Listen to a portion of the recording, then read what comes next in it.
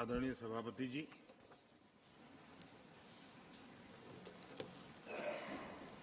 हर 2 वर्ष के बाद इस सदन में इस प्रकार का प्रसंग आता है, लेकिन ये सदन निरंतरता का प्रतीक है। लोकसभा 5 साल के बाद नए रंग रूप के साथ सज जाती है।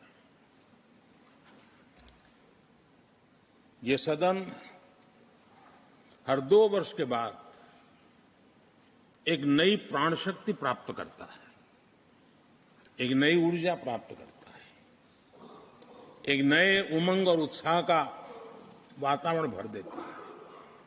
और इसलिए हर 2 साल में जो होने वाली विदाई है, वो विदाई एक प्रकार से विदाई नहीं होती है। वो ऐसी स्मृतियों को यहां छोड़ करके जाते हैं, जो स्मृतियां आने वाली जो नई बैच होती है, उनके लिए ये अनमोल विरासत होती है। जिस विरासत को वो यहां अपने कार्यकाल के दरमियान और अधिक मूल्यवान बनाने का प्रयास करते हैं। जो आदरणीय सांसदगण अपने कुछ लोग जा रहे हैं, हो सकता है कुछ लोग आने के लिए जा रहे हो और कुछ लोग जाने के लिए जा रहे हो। मैं विशेष रूप से माननीय डॉक्टर मनमोहन सिंह जी का स्मरण करना चाहूंगा। 6 बार इस सदन में वो अपने मूल्यवान विचारों से और नेता के रूप में भी और प्रतिपक्ष में भी नेता के रूप में उनका बहुत बड़ा योगदान रहा है। वैचारिक मतभेद, कभी बहस में छिटाकशी, वो तो बहुत अल्पकालीन होता है, लेकिन इतने लंबे अरसे तक जिस प्रकार से उन्होंने इस सदन का मार्गदर्शन किया है, देश का मार्गदर्शन किया है, वो हमेशा हमेशा जब भी हमारे लोकतंत्र की चर्चा होगी तो कुछ माननीय सदस्यों की जो चर्चा होगी उसमें माननीय डॉक्टर मनमोहन सिंह की योगदान की चर्चा जरूर होगी।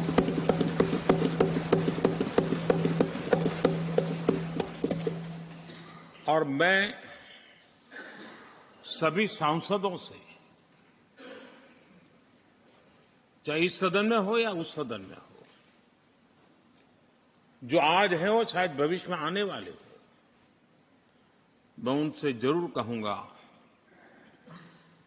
कि ये जो माननीय सांसद होते हैं, किसी भी दल के क्यों न हो, लेकिन जिस प्रकार से उन्होंने अपने जीवन को कंडक्ट किया होता है, जिस प्रकार की प्रतिभा के दर्शन उन्होंने अपने कार्यकाल में कराए होते हैं, उसका हमने एक गाइडिंग लाइट के रूप में सीखने के लिए प्रयास करना चाहिए। मुझे याद है उस सदन के अंदर लास्ट कुछ दिनों में एक वोटिंग का अवसर था, विषय तो मैं छूट गया मेरा, लेकिन पता था कि विजय ट्रेजरी बैंक की होने वाली है। अंतर भी बहुत था, लेकिन doctor Manmohan Singh ji wheel chair में आए, वोट किया, एक सांसद अपने दायित्व के लिए कितना सजग है, उसका वो उदाहरण है। वो प्रेरक उदाहरण था। इतना ही नहीं, मैं देख रहा था कभी कमिटी के चुनाव हुए, कमिटी मेंबर्स के, वो व्हीलचेयर में वोट देने आए। सवाल ये नहीं है कि वो किसको ताकत देने के लिए आए थे। मैं मानता हूं वो लोकतंत्र को ताकत देने आए थे।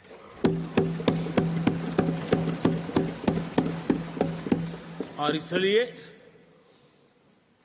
आज विशेष रूप से मैं उनके दीर्घायु के लिए हम सबकी तरफ से प्रार्थना करता हूं। वे निरंतर हमारा मार्गदर्शन करते रहें, हमें प्रेरणा देते रहे। आदरणीय सभापति जी,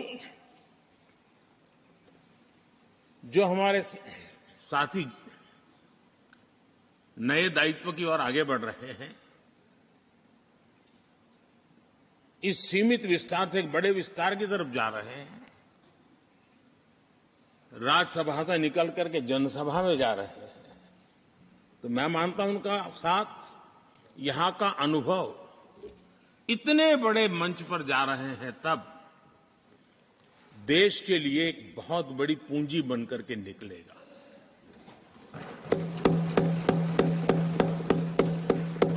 किसी यूनिवर्सिटी में भी 3-4 साल के बाद एक नया व्यक्तित्व बाहर निकलता है।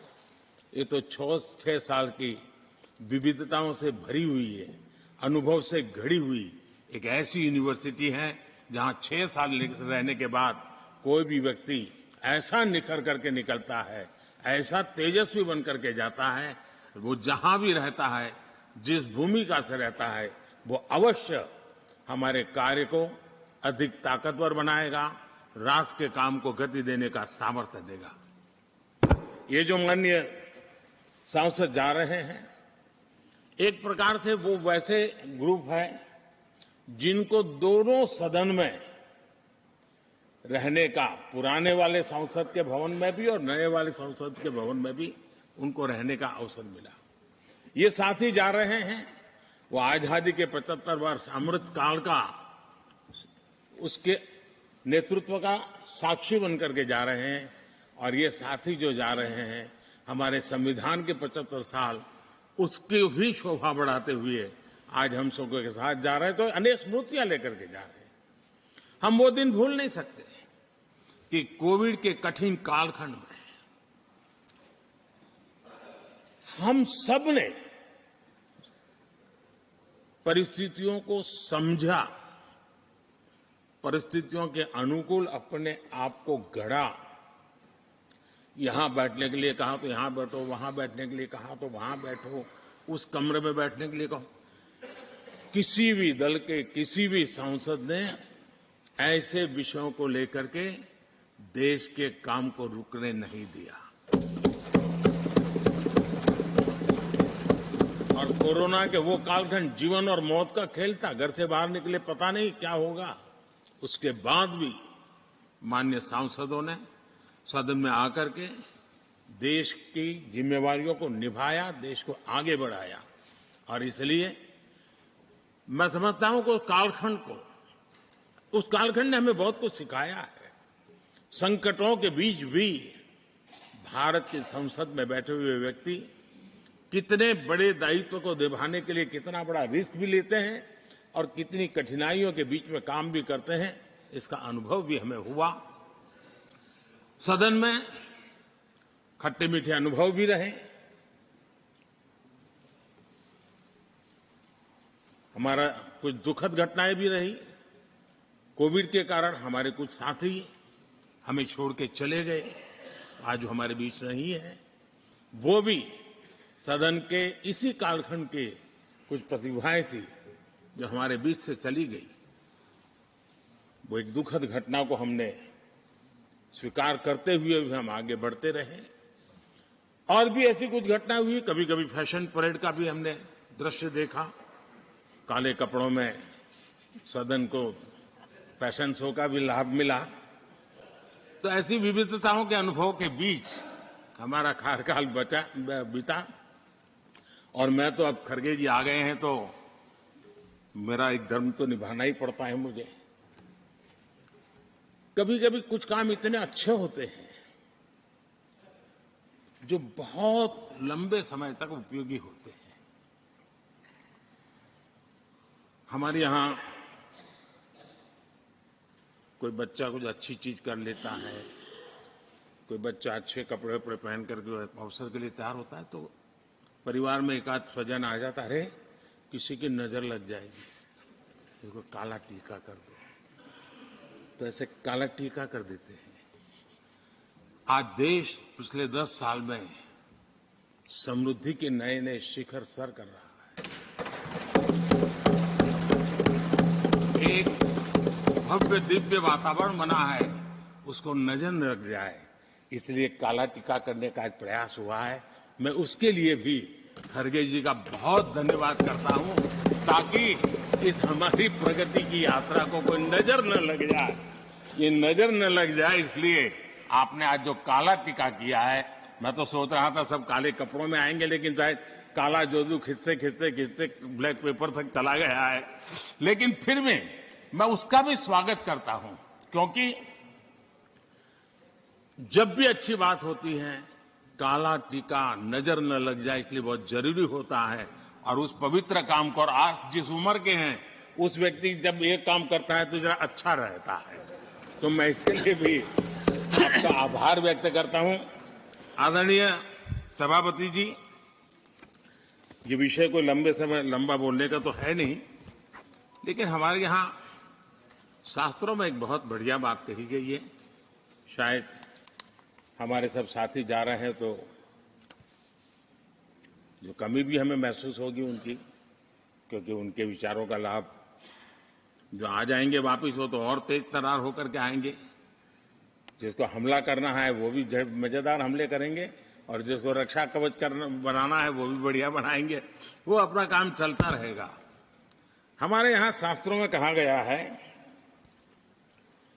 गुणा गुणज्ञेषु गुणा भवन्ति, गुणा गुणज्ञेषु गुणा भवन्ति, ते निर्गुणम प्राप्य भवन्ति दोषाः, ते निर्गुणम प्राप्य भवन्ति दोषाः। आस्वाद्य तोया प्रवहन्ति नद्य, समुद्र मासादय भवन्तय पेया। उसका मतलब है गुणी लोगों के बीच रहकर गुण होते हैं। जो गुणी लोगों के बीच रहने का मौका मिला तो उनके साथ रहने से हमारे भी गुणों में बढ़ोतरी होती है। निर्गुण को प्राप्त करके वो दोष युक्त हो जाते हैं। अगर गुणियों के बीच में बैठते हैं तो गुण तो बढ़ जाता है, लेकिन गुण ही नहीं है तो दोष बढ़ जाते हैं। और आगे कहा है, नदियों का जल तभी तक पीने योग्य होता है जब वो बहता रहता है। सदन में भी हर 2 साल के बाद नया प्रवाह आता है, और जब तक बहता रहता है, लेकिन नदी कितनी ही मीठी क्यों ना हो, पानी कितना ही स्वादिष्ट क्यों ना हो, लेकिन जैसे ही समुद्र से मिल जाती हैं वो किसी काम की रहती नहीं है। उसमें दोष आ जाते हैं, दोष युक्त हो जाते हैं, और इसलिए समुद्र को प्राप्त करने के बाद पीने योग्य नहीं रहता। मैं समझता हूं ये संदेश हर एक के जीवन में प्रेरक रहेगा। इसी भावना के साथ जो साथी समाज जीवन के एक बहुत बड़े फलक पर जा रहे हैं, इस जीवंत यूनिवर्सिटी से अनुभव प्राप्त करके जा रहे हैं, उनका मार्गदर्शन, उनका कर्तृत्व राष्ट्र के काम आएगा, नई पीढ़ी को प्रेरणा देता रहेगा। मैं सभी साथियों को हृदय से अनेक अनेक शुभकामनाएं देता हूं। बहुत बहुत धन्यवाद।